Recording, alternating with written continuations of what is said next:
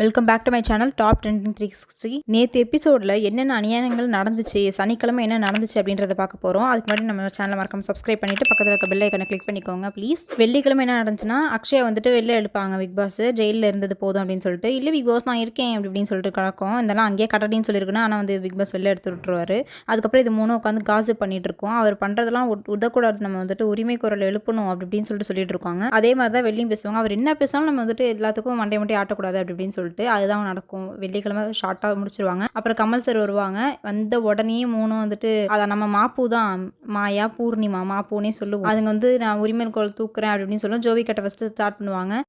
ஜோவிகா சொல்லி ரொம்ப டிஸ்ரெஸ்பெக்ட்ஃபுல்லாக பேசுகிறாரு அப்படின்னு சொல்லுவோம். நம்ம தலைக்குறைவாக பேசுறது என்னாலையுமே பொறுத்துக்க முடியாது பர்சனலாக அப்படின்னு சொல்லுவார். பூர்ணிமா சொல்லும், இவருக்கு கிளாப் ஒரு வச்சுட்டு ரொம்ப பண்ணுறாரு, தூங்குறது கூட பயமாக இருக்கணும்னா மாயாவுக்கும் பூர்ணிமாக்கும் எங்கே இவங்களுக்கு கிளாப் பண்ணுங்க பார்ப்போம் அப்படின்னு சொல்லிட்டு கமல் சார் சொல்லுவார். நான் கிளாப் பண்ணுவாங்க.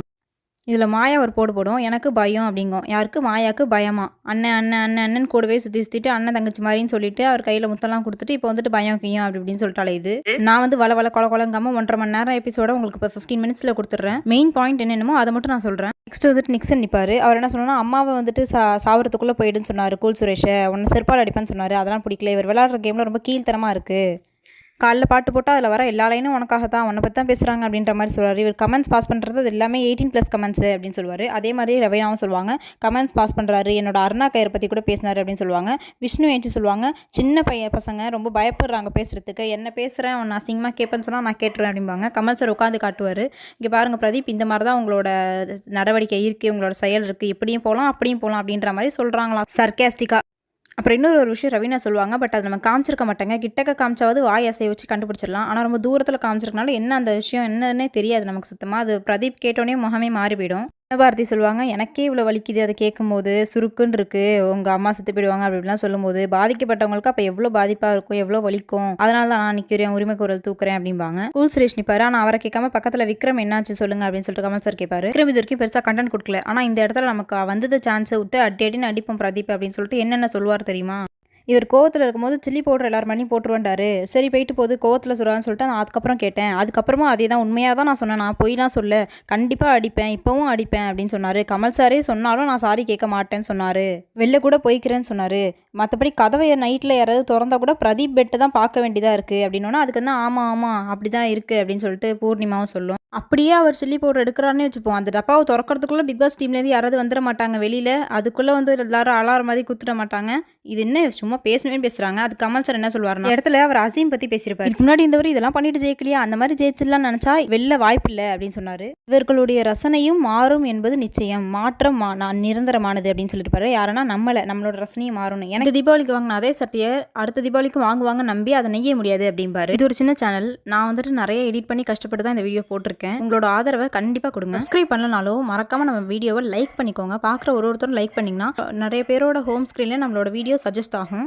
கூல் சுரேஷ் நீங்கள் சொல்லுங்கன்னு கேட்பாரு. சார் ஆமாம் சார், அவர் பேசினது தப்பு தான், எனக்கு கஷ்டமாக தான் இருந்தது, இவங்களாம் எனக்கு ஆதரவாக நின்றாங்க, ரொம்ப நன்றி அப்படிம்பாரு. பிரதீப் இப்போ நீங்கள் என்ன பதில் சொல்கிறீங்க அப்படின்பாரு. பிரதீப் எந்திரிப்பாரு. இதான் நாங்கள் இப்படி தான் நார்மலாக பேசிப்போம், நான் 4வது படிக்கிறதுலேருந்து பேசியிருக்கேன், நிறைய பேருக்கு நானே கெட்ட வார்த்தைலாம் கற்றுக் கொடுத்துருக்கேன் அப்படிம்பாரு. இதெல்லாம் வந்துட்டு அவர் சொல்லியிருக்க வேணாம் பேசும்போது கேட்கும் போதே எங்களுக்கு டைம் இருக்காது, இங்கே 3 கோடி மக்கள் இருப்பாங்க, டைம் இருக்காது அப்படின்றவாரு. ஓகே சார் ஒரு 10 நிமிஷம் கொடுங்க அப்படின்னு சொல்லிட்டு பேச ஆரம்பிப்பார். கூல் சுரேஷன் தான் சொல்லியிருக்காரு, நான் ஜட்டி கூட போடல, வேஷ்டி போட்டிருக்கேன் அப்படி இப்படின்னு. நான் அதை கூட சொல்லி பெருசாக்கியிருக்கலாம், ஃப்ளாஷ் பண்ணுறாரு, பெண்களுக்காக நான் எதிர்த்து நின்றுருக்கலாம், ஆனால் நான் நிற்கலையே அப்படி இப்படின்னு சொல்லுவார். அவர் சொல்லிகிட்டே இருக்கும்போது மணி கை தூக்குவார். சொல்லுங்கள் மணி அப்படின்னோடனே, இவர் இப்போ கூட பாத்ரூம் வந்துட்டு திறந்து போட்டே தான் சார் போயிட்டு இருந்தார் அப்படின்னோடனே, தெளிவாக சொல்லுங்கள் என்ன சொல்கிறீங்க, எந்த பாத்ரூம் போயிட்டு வந்து மூடாமல் போகிறாரா அப்படி இப்படின்னு கேட்குவாங்க திரும்ப தெரிஞ்சுமே. அதுக்கு வந்து மணி சொல்வார், இல்லை சார் இவர் இப்போ யூரின் பாஸ் பண்ணிட்டு இருந்தார், அப்போ வந்து டோர் திறந்துருந்தது, நான் சொன்னேன் பிரதீப் டோரை க்ளோஸ் பண்ணுங்கள், கேர்ள்ஸ்லாம் இருக்காங்க அப்படின்னு நான் கண்டிப்பாக எடுப்பாங்க அப்படின்னு நினைப்பார். நம்மளுமே நினைப்போம் ஓகே இப்படி போயிடுவார் அப்படின்னு சொல்லிட்டு.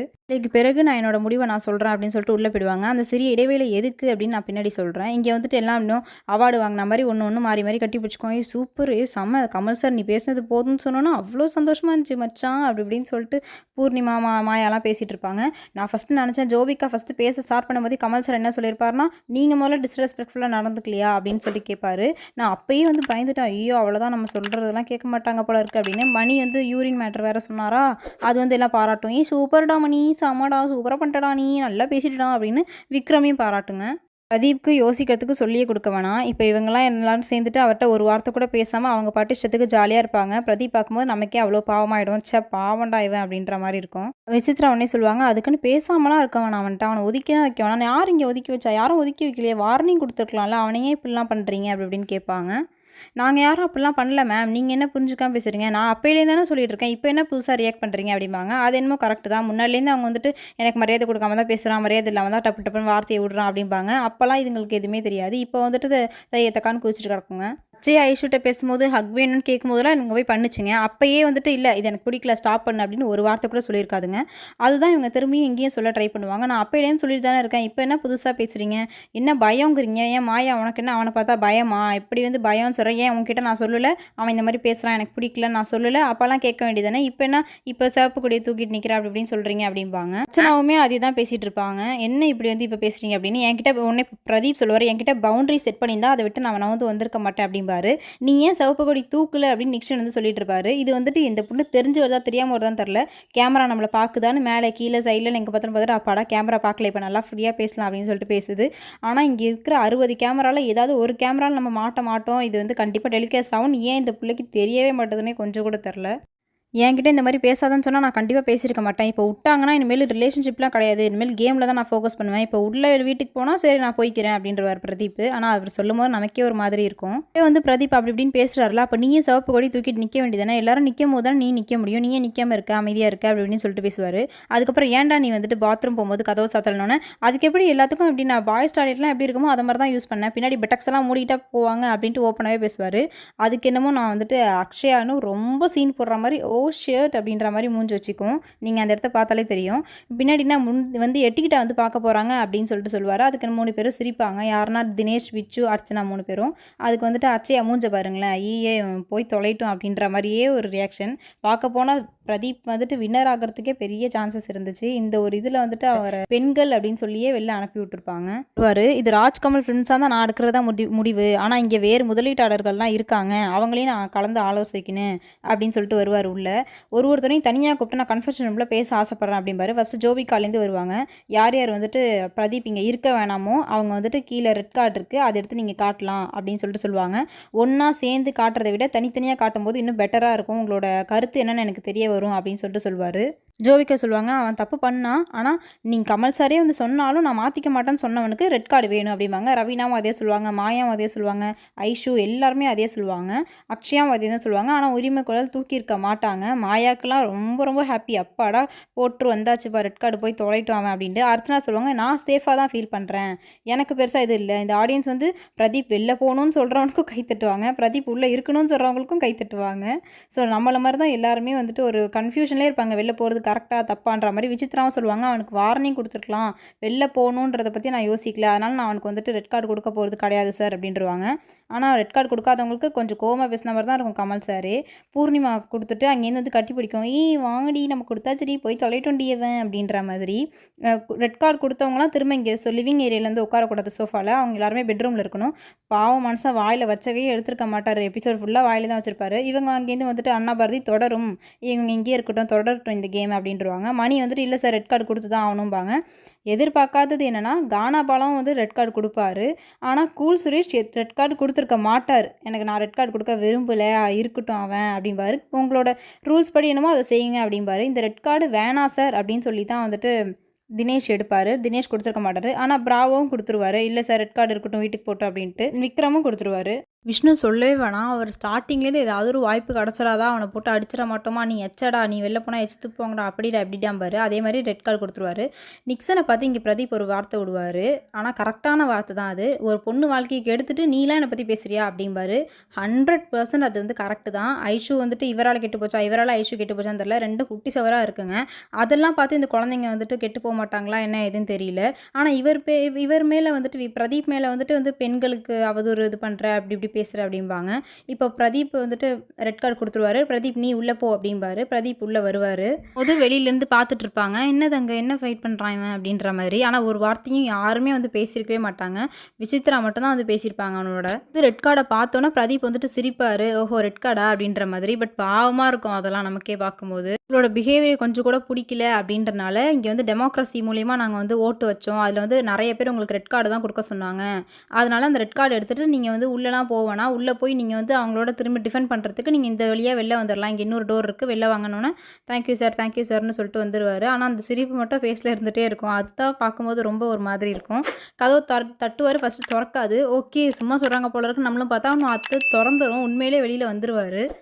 அதுக்கப்புறம் பிரேக் விட்டுட்டு அகம் டிவி வெளியே அகத்திற்குள் அப்படின்னு சொல்லிட்டு கமல் சார் வந்துருவார். எல்லாம் ஆவலோட எதிர்பார்த்துட்டு இருப்பாங்க. என்ன சொல்ல போகிறாரு பிரதீப், அங்கே இருப்பாரா, காட்டுவாரா அப்படின்ற மாதிரி. ஆனால் இங்கேன்னு சொல்லிடுவார் பிரதீப் இதுக்கப்புறம் உங்கள் கூட வீசப்படுவாங்க அப்படி இப்படின்னோன்னா பயங்கரமான சத்தம், செம விசில் அப்படி இப்படின்னு போயிட்டுருக்கோம். சித்ராக்கு கொஞ்சம் கூட அதில் வந்துட்டு விருப்பமே இருந்திருக்காது. அவங்க முகத்தை பார்த்தாலே தெரிஞ்சிருக்கும். ஆஹா இப்படி வெளில போவான்னு நம்ம நினச்சிருக்கவே மாட்டோமே அப்படின்னு சொல்லிட்டு. மற்ற எல்லா மூஞ்சும் அவ்வளோ ஹாப்பியாக இருக்கும். அப்பாடா ஒரு வழியாக போயிட்டான், நம்ம இனிமேல் ஜாலியாக விளாட்லாம் அப்படின்ற மாதிரி இருப்பாங்க. அது எப்படி ஒருத்தனோட முதுகில் குத்திட்டு எப்படி இவங்களாம் இப்படி விளாட்லான்னு நினச்சிட்டு இருக்காங்கன்னு கொஞ்சம் கூட புரியல. இது வீட்டுக்குள்ளே மட்டும் இல்லை, வீட்டு வெளியிலையும் தான். அப்படி உங்களுக்கும் தான் சொல்கிறேன் அப்படி இப்படிம்பாரு. அப்படி என்ன அவர் தலைக்குறைவாக நடத்திட்டாருன்னு தெரில. கமெண்ட்ஸ் பாஸ் பண்ணுறது பிடிக்கலன்னா அர்ச்சனா கிட்ட கூட சொல்லியிருக்காரு. அர்ச்சனா திரும்ப சொல்லியிருக்காங்க நீங்கள் இப்படி பேசாதீங்க எனக்கு பிடிக்கலன்னு. அதுலேருந்து அவர் விலகிட்டார்.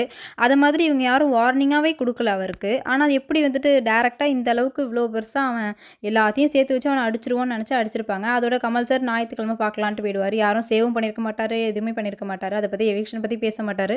பூர்ணிமாவுக்கு நாளைக்கு இருக்குது, விதி மீறல்கள்லாம் நாளைக்கு பேசும் அப்படின்றவாங்க. இங்கே எல்லாம் எவ்வளோ ஜாலியாக இருக்குங்க பாருங்கள். கூல் சுரேஷ் வந்துட்டு அழுவார். என்னால் தான் அவன் வெளில போயிட்டானோ அப்படின்ற மாதிரி அழுவார். எனக்கு ஸ்டார்டிங்லேயே மாயாவை சுத்தமாக பிடிக்காது. மாயா பூர்ணிமாலாம் ஓப்பனாக சொல்லப்போனால் நம்ம நிறைய பேர் அப்படின்னு இருந்துச்சு. இப்போ பிரதீப் அண்ணன் தம்பி ரிலேஷன்ஷிப் சொல்லி இந்த மாதிரி அடித்தது ரொம்ப கேவலமாக இருந்தது அவங்களோட ஆட்டோலாம். இங்கே விசித்ராமா வந்துட்டு பேசுவாங்க, அவனை இந்த மாதிரி பண்ணியிருக்கக்கூடாது, அவனை ஸ்ட்ராங்காக சொல்லியிருக்கணும், நான் அப்பையிலேருந்து தானே சொல்கிறேன், இப்போ என்ன புதுசாக பொங்கி எழுறீங்க எல்லாரும், பூர்ணிமா ஏதோ சொல்லியிருக்காரு போல இருக்குது, பூர்ணிமா சொல்லலாம் எனக்கு தெரியவே தெரியாது அப்படின்னு ஜோவிகா சொல்லிட்டு இருக்கோம். அவர் வெளில போவார், வெளில போய் வச்சு செய்வார். பரவாயில்ல வெளில உங்கள் அம்மா இருக்காங்க, யார் வனிதா வச்சு செஞ்சுருவாங்க, அவங்கள ஒரு இன்டர்வியூக்கு கூப்பிட்டா போதும், வெளில போய் நம்மளை எல்லாரையும் கழுவி ஊற்ற போகிறாரு அப்படி இப்படின்னு சொல்லிட்டு இருப்பாங்க. இங்கே வந்துட்டு விசித்ராக்கு எல்லாருமே வந்துட்டு சேர்ந்து சொல்லிட்டு இருப்பாங்க, அப்படிலாம் கிடையாது, நாங்கள் வார்னிங்லாம் கொடுத்தோம், எல்லாமே செஞ்சோம், அவர் திரும்ப அதான் செஞ்சார், உங்களுக்கு என்ன தெரியும் அப்படி இப்படிம்பாங்க. நான் ஸ்டார்டிங்கில் என்ன சொன்னேன், அவன் என்ன மரியாதை இல்லாமல் நடத்துகிறான், என்ன மரியாதை இல்லாமல் பேசுகிறான், எனக்கு பிடிக்கல நான் சொல்லிட்டு இருந்தேன். அப்போ யாருமே இந்த அளவுக்குலாம் பேசலையே, இந்த உரிமை குரல்லாம் தூக்கலையே, இப்போ மட்டும் என்ன அதிசயமாக உரிமை குரல்ன்ட்டு அலையிறீங்க அப்படி இப்படின்ட்டு திரும்ப பேசுவாங்க. இல்லை விச்சு, நாங்கள் ஸ்டார்டிங்லேயே சொன்னோம், அவருக்கு வார்னிங் கொடுத்தீங்களா, வார்னிங் கொடுத்துட்டு அப்படி பண்ணணும், கூல் சுரேஷ் என்கிட்ட செஞ்சார், நான் அவருக்கு வார்னிங் கொடுத்தேன், கமல் சார் முன்னாடி வீக்கெண்ட் எபிசோடில் வார்னிங் கொடுத்தேன், ஆனால் அதுக்கப்புறமா அவர் அதை ரிப்பீட் பண்ணல, அந்த மாதிரி இவனுக்கு பண்ணோமா இல்லை தானே அப்படிம்பாங்க. ரவீனா கூட சொல்லுவாங்க, அவங்க வந்து பாத்ரூம்லாம் என்னத்துக்கு திறந்து வச்சுட்டு போகணும், இதெல்லாம் தேவையில்லாதது தானே, அவர் எதுக்கு பாத்ரூம் திறந்து வச்சுட்டு போகிறாரு, இதெல்லாம் வந்து ரொம்ப தப்பு தானே வச்சு மம்மி அப்படிம்பாங்க. இங்கே பல தினேஷ்ட்டு கேட்பாரு, என்னத்துக்கு அந்த அம்மா பேசிகிட்டு இருக்காங்கன்ற மாதிரி. அது சொல்லுவார், ஆமாம் இவங்க வார்னிங் கொடுக்காம செஞ்சது தப்பு தானே, அதுதான் அவங்க சொல்லிட்டு இருக்காங்க அப்படிம்பாரு. ஆனால் என்னதான் பூமர் நம்ம விசித்ராவை சொன்னாலும் இந்த விஷயத்தில் அவங்க ரொம்ப மனிதநேயத்தோடு நடந்துக்கிட்டது நம்மளுக்குலாம் ரொம்ப வியப்பாக இருந்தது. அதுக்காக அவங்களுக்கு கண்டிப்பாக சப்போர்ட் பண்ணி தான் ஆகணும். தினேஷும் இந்த மாதிரி சொல்லுவார், இந்த மாதிரி பண்ணாங்க, திரும்ப பேசிட்டு விசித்ரா அம்மா சொல்லிடுவாங்க, சரி என்ன இருந்தாலும் போயிட்டான், ஐ எம் வித் யூ அப்படின்ட்டு போயிடுவாங்க. அது அங்கேருந்து சொல்லுவாங்க, இவங்க வந்துட்டு அவனுக்கு ரெட் கார்டு கொடுக்கலையாம், அதுக்காக இந்த ஸ்டேஜை யூஸ் பண்ணி நைஸாக பேசிக்கிறாங்க, அவன் மேலே நியாயம் இருக்குது அப்படின்னு சொல்லிட்டு. அது இல்லாமல் நீ தானே அடுத்த வார தலைவர் மாயா, அதனால உன்ட்ட வந்து ஐ எம் வித் யூன்னு சொல்லிக்கிட்டாங்க, டபுள் கேம் ஆடுறாங்க இவங்களும் அப்படின்ற மாதிரி சொல்லுவாங்க இவங்களையுமே சேர்த்து.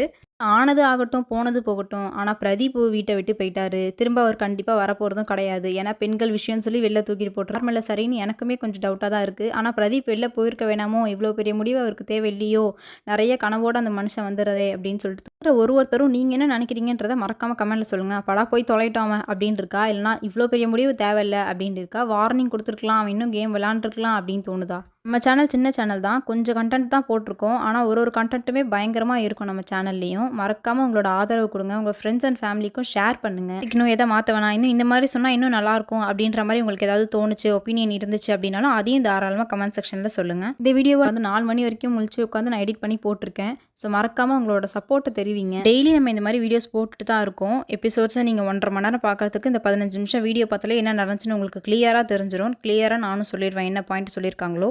சப்ஸ்கிரைப் மட்டும் பண்ணி வைக்காமல் நோட்டிஃபிகேஷனையும் மறக்காமல் ஆன் பண்ணி வைங்க. தேங்க்ஸ் ஃபார் வாட்சிங்.